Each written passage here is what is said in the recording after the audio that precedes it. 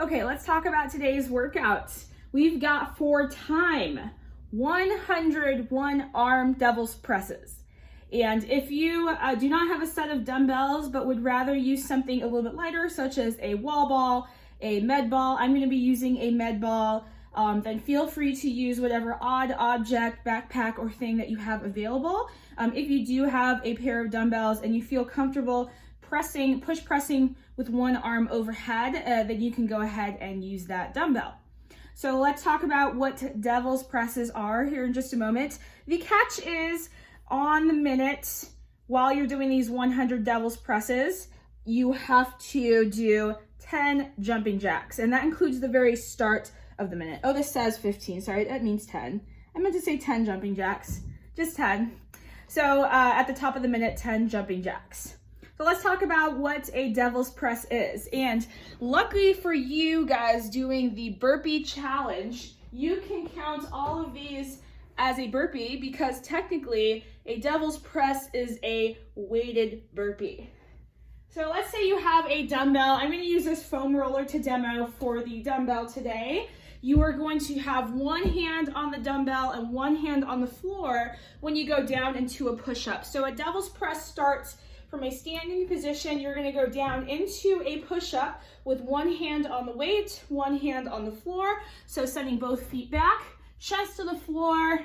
And then when you bring your feet up to stand, you're going to take that one hand on the dumbbell. And if you need to do your push-up to the side, that's totally fine. You're going to take that one hand on the dumbbell. You're going to either swing it underneath or swing it to the side. And then you're going to do a overhead push press, overhead swing with that dumbbell. So again, from the top, it's going to be a push-up. So one hand on the floor, one hand on the weight.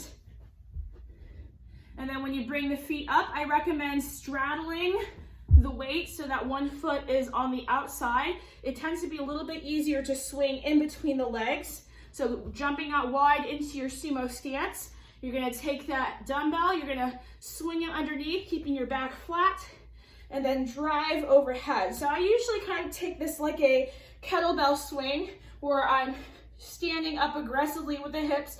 I'm not driving them like, too far forward, but I'm thinking about standing up and using that momentum to continue that press overhead.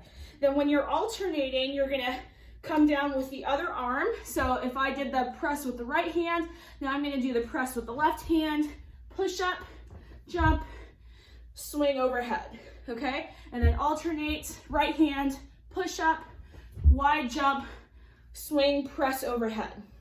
If you have one object such as a med ball, you can do your burpee right behind the med ball. So for example, I'm going to do my burpee with my head right behind it. And then I'm going to jump my feet up, bring the object in, making sure that my shoulders aren't going too far below the hips. So I'm trying to keep it as flat as possible.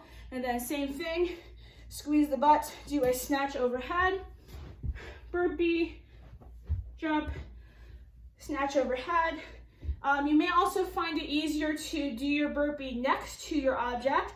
So instead of doing it behind the object, coming to the side of it, chest to the floor, swing, press overhead.